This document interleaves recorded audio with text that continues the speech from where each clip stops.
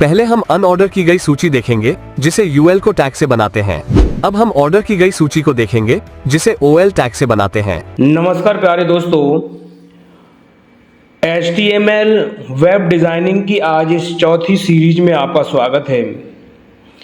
आपने हमारी पहली वीडियो में हेडिंग सेक्शन और पैराग्राफ सेक्शन के बारे में सीखा कि किस तरीके से हम HTML के माध्यम से वेब डिज़ाइनिंग में हेडिंग लगाते हैं, पैराग्राफ बनाते हैं, किसी टेक्स्ट को बोल्ड करना, इटैलिक करना, अंडरलाइन करना, काफ़ी कुछ ऐसी मैंने सिंपल और साधारण चीज़ें आपको बहुत आसान भाषा में समझाने का प्रयास किया था और आशा करता हूं कि आपको समझ में आ भी गए होंगे। आज की इस वीडियो में हम वेब डिज़ाइनिंग के अंदर HTML के माध्यम से लिस्ट बनाना सीखेंगे कि वेबसाइट के अंदर अगर हमें किसी लिस्ट को बनाना है तो कैसे बनाते हैं। तो सबसे पहले बच्चों ये समझ लीजिए कि HTML में लिस्ट का मतलब किसी भी आइटम को एक के नीचे एक व्यवस्थित तरीके से दिखाना होता है। जैसे ग्रोसरी लिस्ट बनाना, स्टेप लिस्ट बनाना, मेन्यू लिस्ट बनाना, इन सबको हम HTML में लिस्ट की मदद से बनाते हैं। अब वो बात आती है कि लिस्ट बनाते कैसे हैं और लिस्ट कितने प्रकार की होती है। तो बात करते हैं टाइप ऑफ लिस्ट की। तो HTML के अंदर 3 तरह की लिस्ट बनाई जाती हैं, जिसमें पहला है ऑर्डर लिस्ट, जिसे UL से इंडिकेट करते हैं। पहली है अनऑर्डर्ड लिस्ट, जिसे UL से इंडिकेट करते हैं। दूसरी है ऑर्डर लिस्ट, जिसे OL से इंडिकेट करते हैं। तीसरी है डिस्क्रिप्शन लिस्ट, किसी डिस्क्रिप्शन को शो कराने के लिए इस लिस्ट का प्रयोग करते हैं, जिसे DL से इंडिकेट करते हैं। अब बात करते हैं सबसे पहले अनऑर्डर्ड लिस्ट की। तो जब हमें आइटम को बिना किसी क्रम के दिखाना होता है तब हम अनऑर्डर्ड लिस्ट का उपयोग करते हैं। इसमें बुलेट्स के रूप में डॉट या कोई सिंबल दिखाई देते हैं। देखिए एग्जाम्पल में आपके सामने है कि UL से इसकी शुरुआत करते हैं और UL को क्लोज भी किया जाता है। इन दोनों के बीच में LI, फिर आइटम नेम, फिर LI लिख के अपनी अनऑर्डर लिस्ट को बनाया जाता है। और अच्छे से समझने के लिए मैं HTML कोडिंग के लिए Notepad++ पर और ब्राउज़र पर लेकर के चलता हूं आपको। तो कैसे इसको बनाते हैं आइए समझते हैं। मैं आपके सामने अपने ब्राउज़र को भी ले आया हूं और मेरा नोटपैड का कोडिंग भी आपके सामने है। तो कुछ बेसिक कोडिंग आपको ये पता है कि पहले से ही इसके अंदर लिखी होती है। तो मैं इसका टाइटल चेंज कर देता हूं। यहाँ मैंने टाइटल में लिख दिया LIST और लिस्ट लिखने के बाद मैं बॉडी सेक्शन के अंदर आया। बॉडी सेक्शन में मैंने हेडिंग लगा दी है, जिसमें मैंने हेडिंग 2 का यूज़ किया है और इसका नाम दिया है एग्जाम्पल ऑफ लिस्ट। आइए इसके बाद हम लिस्ट बनाते हैं। मान लीजिए कि कभी आपसे बोला गया कि एक हेडिंग डालिए, जो मैं इसमें H3 से डाल रहा हूं। मैंने लिखा नेम ऑफ कंप्यूटर पार्ट्स और मैंने H3 से इसको क्लोज कर दिया। मैंने जैसे ही इसे Ctrl+S करके अपने ब्राउज़र को F5 दबा के रिफ्रेश किया तो देखिए यहाँ आपको नेम ऑफ कंप्यूटर पार्ट्स एक हेडिंग लिख के आ गई। अब मैं उन सभी कंप्यूटर पार्ट्स को एक लिस्ट के रूप में दिखाना चाहता हूं बच्चों।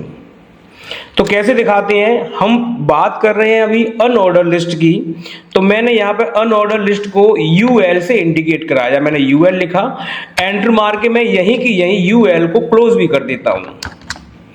थोड़ा ऊपर मार के UL के बाद फिर एंटर प्रेस करता हूँ और एक टैब दबाया और यहाँ पर मैंने लिखना स्टार्ट किया LI, क्योंकि लिस्ट हम जो बनाते हैं वो LI से ही बनाती है।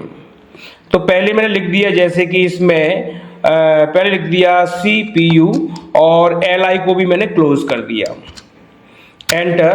फिर मैंने LI लिखा और LI लिखने के बाद इसके बाद लिख दिया मैंने MONITOR मॉनिटर, इसको भी मैंने LI को बंद कर दिया, एंटर। फिर लिखा मैंने यहाँ पर वापस से LI लिखा और LI लिखने के बाद फिर मैंने लिख दिया KEYBOARD कीबोर्ड। इसी तरीके से बच्चों आप LI के माध्यम से इसमें लिस्ट चाहे जितनी बड़ी बना सकते हैं। बस इतना ध्यान रखना है कि लिस्ट अनऑर्डर लिस्ट की शुरुआत UL से की जाती है और UL पर फिनिश की जाती है। इसके बीच में जो भी लिस्ट हमें बनानी होती है वो LI से बनाते हैं। मैं और यहाँ लिख देता हूँ, फिर लिखा LI और मैंने यहाँ लिख दिया माउस। LI को बंद किया और LI बंद करने के बाद यहाँ पर LI बंद। और भी अगर आप लिखना चाहें तो आप बच्चों इसको सेलेक्ट करके आप यहाँ से इसको Ctrl+C करके कॉपी कर सकते हैं, एंटर Ctrl+V। इसके बाद माउस को उठाया मैंने, यहाँ पे लिख दिया जैसे कि इसको उठा के वेबकैम। फिर मैंने यहाँ से लिया, एंटर प्रेस किया, Ctrl+V। यहाँ लिख दिया मैंने इसको उठा करके हार्ड डिस्क। कुछ इस तरह का लिखने के बाद अब ये लिस्ट मेरी तैयार हो चुकी है। मैं इसको Ctrl+S करता हूं दोस्तों और अपने ब्राउजर पे जाके मैंने ब्राउजर पर क्लिक किया और इसे रिफ्रेश कर दिया। देखिए आपके सामने यहाँ पर एक अनऑर्डर लिस्ट आ गई, जिसमें जितनी भी अनऑर्डर लिस्ट है सिर्फ इसमें बुलेट्स दिखाई दे रही हैं जो एक सर्किल के रूप में है। तो आशा करता हूं कि आपको ये अनऑर्डर लिस्ट बनाना आ गया होगा। बहुत ही आसान भाषा में मैंने आपको बताया है। आइए इसके अंदर थोड़ा सा एट्रीब्यूट की भी बात करते हैं कि हम इसमें कौन कौन से एट्रीब्यूट यूज कर सकते हैं। आइए अब हम एट्रीब्यूट के बारे में बात करते हैं कि इसमें एट्रीब्यूट कौन कौन से लगा सकते हैं। तो अभी मैंने एग्जांपल तो आपको दे ही दिया है। अब एट्रीब्यूट की बात करें तो देखिए यहाँ पर आपको एट्रीब्यूट दिखाई दे रहे होंगे, एट्रीब्यूट टाइप बुलेट्स टाइप।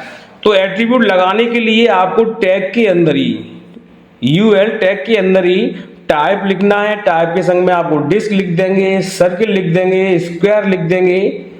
तो आपके सामने इसमें बहुत ही आसानी से बुलेट्स के प्रकार चेंज हो जाते हैं। वैसे बाय डिफॉल्ट बुलेट्स डिस्क ही होती है, लेकिन अगर आप सर्किल लिखते हैं तो देखिए मैं आपको यहाँ चेंज करता हूं। तो मैं अपनी कोडिंग पे वापस गया और यहाँ UL जो लिखा है मैंने यहाँ एक एट्रीब्यूट लगाया TYP बराबर, और यहाँ पर मैंने इन्वर्टेड कॉमा के अंदर लिख दिया CL सर्किल। सर्किल लिखने के बाद जैसे ही मैंने Ctrl+S किया तो बच्चों यहाँ बुलेट्स पर ध्यान देंगे। मैं रिफ्रेश करता हूं तो अब देखिए यहाँ बुलेट्स का जो रूप था वो चेंज हो गया, आपके सामने ये गोल सर्किल में आ गया है। इसी तरीके से अगर आप मैं सर्किल की जगह पर मैं फिर इसके बुलेट्स का टाइप चेंज करता हूं,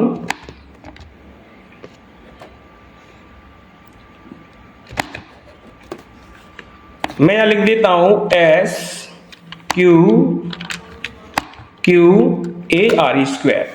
मैंने Ctrl+S किया और S करने के बाद अपने ब्राउजर पर गया और ब्राउजर को जैसे ही मैंने रिफ्रेश किया अब देखिए यहाँ पर बुलेट्स के ये प्रकार चेंज हो गई। पहले स्क्वायर थे, अब ये स्क्वायर हो गए, पहले ये गोल थे, फिर उसके बाद सर्किल के रूप में आ गई। तो बच्चों आशा करता हूं कि आपको ये बुलेट्स अनऑर्डर्ड बुलेट्स आसानी समझ में आ गई होंगी, किस तरीके से आपको अपनी वेब डिजाइनिंग के अंदर इनका यूज करना और बनाना है। आइए तो हम बात करते हैं अब हम बात करते हैं अपनी दूसरी प्रकार की लिस्ट की। हमारे दूसरे नंबर की जो लिस्ट होती है उसे बोलते हैं हम ऑर्डर्ड लिस्ट, जिसे OL से इंडिकेट करते हैं। जब हमें आइटम को क्रम देना होता है, जैसे 1 2 3 या ABCD या रोमन अंकों में आदि में दिखाना होता है, तब हम ऑर्डर लिस्ट का प्रयोग करते हैं। और इसके लिए जो बेसिक फंक्शन हम लोग यूज करेंगे वो ये है कि आप इसके अंदर सबसे पहले OL लिखेंगे, OL के बाद LI यानी आइटम के लिए आपको LI लिखना होता है और फिर OL को आप क्लोज कर देंगे। एग्जाम्पल के तौर पर देखो आपके सामने एग्जाम्पल में लिखा हुआ है OL और कुछ मैंने नाम भी दे रखे हैं आइटम के। तो आइए इसको अच्छे से समझने के लिए अब मैं वापस से यहाँ लिस्ट पर आ गया हूं। तो मैं यहाँ पर देखिए बच्चों ज्यादा चेंज नहीं करूंगा, UL की जगह पर बस मुझे यहाँ थोड़ा सा चेंज करना है। मैंने यहाँ लिख दिया OL और यहाँ OL लिखा और ये डिस्क टाइप को मैं यहाँ से मिटा देता हूँ कुछ समय के लिए। ये मैंने हटा दिया OL और यहाँ पर भी मैंने इसको चेंज किया OL और मैंने इसको कर दिया Ctrl+S किया और जैसे ही मैंने अपने ब्राउजर को रिफ्रेश किया तो देखिए यहाँ पर बाय डिफॉल्ट 1 2 3 4 5 6 नंबरिंग स्टार्ट हो गई। अगर आप OL के अंदर एक एट्रीब्यूट लगा देते हैं जिसका नाम है TYPE, जैसा कि हमने अनऑर्डर्ड के लिए लगाया था। अब ऑर्डर्ड के लिए अंदर लगाएंगे तो इसमें अगर आपने लिख दिया, जैसे मैंने स्मॉल ए लिख दिया और कंट्रोल एस करके वापस से वेब ब्राउजर को रिफ्रेश किया, तो देखिए इसमें जो ऑर्डर लिस्ट में जो क्रम संख्या आई है वो ABCD अब आ गई। अगर मैं यहाँ टाइप के अंदर यहाँ मैं कैपिटल ए कर देता हूं और एंटर प्रेस करके मैं यहाँ पर मैंने कंट्रोल ए और कंट्रोल एस कर दिया, और करने के बाद जैसे ही मैं ब्राउजर को रिफ्रेश करता हूं तो यहाँ सारी बुलेट जो नंबरिंग है वो ABCD बड़ी अंक आ गई। अगर मैं टाइप के रूप में यहाँ पर आई लिख देता हूं और मैंने इसको कर दिया कंट्रोल एस और फिर से रिफ्रेश किया, तो देखिए यहाँ पर अब रोमन अंकों में आपके लिस्ट तैयार हो जाती है। तो ये भी बहुत आसान भाषा में आपको समझा दिया है तो किस तरीके से आपको लिस्ट बनानी है, ऑर्डर लिस्ट, अनऑर्डर लिस्ट। अब ऑर्डर लिस्ट के बाद आते हैं हम लोग एट्रीब्यूट। वैसे मैंने आपको बता दिए हैं, फिर भी मैं स्क्रीन पे आपको बता दे रहा हूं कि यहाँ पर टाइप लिख करके नंबर टाइप आपको लगाना है। अगर नंबर टाइप नहीं लगाते तो डिफॉल्ट 1 2 3 4 5 ही रहता है। उसके अलावा आप capital A, small A, capital I या स्मॉल आई भी लगा सकते हैं। तो ये आपके क्रम के ऊपर डिपेंड है कि आप अपने वेब पेज के अंदर किस तरह की लिस्ट बनाने के लिए जा रहे हैं।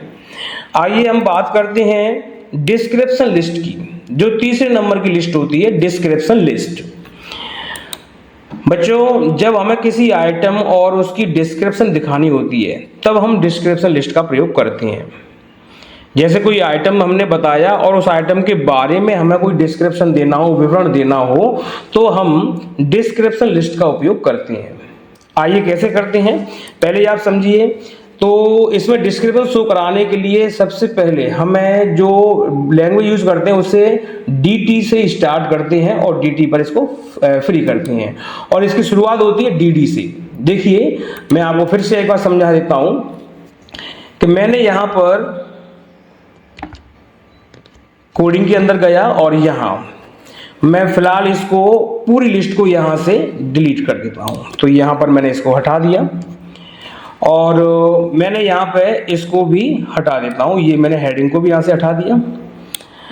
अब यहां पर मैंने यहाँ पर टाइप किया DL, जो डिस्क्रिप्शन के लिए होता है, और DL को मैंने यहां पर क्लोज भी कर दिया। बच्चों आपको जैसा ही बताया था। अब इनके बीच में आता हूं। फिर मैंने लिखा यहां पर DT और यहां पर लिख दिया मैंने व्हाट इज HTML, और मैंने यहां इसको कर दिया बंद और यहां पर मैंने कर दिया इसको DT। अब मैंने यहां पर लिख दिया DT के बाद, अब इसके बाद मैंने लिखा DD डिफाइन, और मैंने यहां लिख दिया HTML full form is hyper text markup language, और DD को कर दिया मैंने यहाँ क्लोज करने के बाद बच्चों मैंने इसको कंट्रोल S किया और अपने वेब ब्राउजर के अंदर मैंने इसको जाके रिफ्रेश कर दिया। तो अब आप देखिए यहाँ पर आपके सामने लिखा आ रहा है कि व्हाट इज HTML, तो यहाँ पर लिख दिया HTML full form is hyper text markup language. तो यहाँ पर ये टर्म हो गया और ये उसकी डेफिनेशन यहाँ पर हमने यहाँ पे शो करा दी है। अगर मैं यहाँ लिख देता हूं, जैसे मैंने यहाँ लिख दिया, इसको हटा दिया, मैंने लिखा जैसे RSCIT, तो मैं इसको अगर डिफाइन करना चाहता हूं तो मैंने यहाँ पर लिख दिया इस तरह से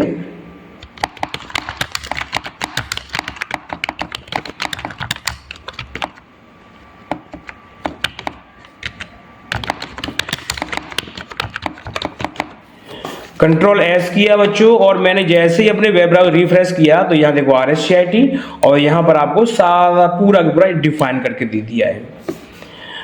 तो बच्चों आशा करता हूं कि आज की इस वीडियो में आप तीनों तरह की लिस्ट बनाना सीख चुके होंगे। किस तरीके से वेब डिजाइनिंग के अंदर HTML के लिए हम लिस्ट बना सकते हैं। बहुत ही अच्छा टॉपिक है, आप इसको एक बार वीडियो को फिर से देखें और समझें और अपने एक बार प्रैक्टिकल करें। फिर मिलेंगे हम अगली वीडियो में कुछ नए टॉपिक के साथ, जिसमें हम आपको कुछ नया सिखाएंगे। और बच्चों अगर आपको हमारी वीडियो पसंद आ रही है तो हमारी वीडियो को लाइक और कमेंट जरूर करें, और वीडियो को शेयर करना ना भूलें। अभी तक आपने हमारे चैनल को सब्सक्राइब नहीं किया है तो प्लीज़ एक बार सब्सक्राइब जरूर करें, क्योंकि आपके सब्सक्रिप्शन से ही हमें आगे वीडियो बनाने के लिए मोटिवेशन मिलता है। अपने अव्यवस्थित कोड को स्वच्छ पेशेवर HTML में बदलें। आज ही हमारे साथ अपनी वेब डिजाइन यात्रा शुरू करें।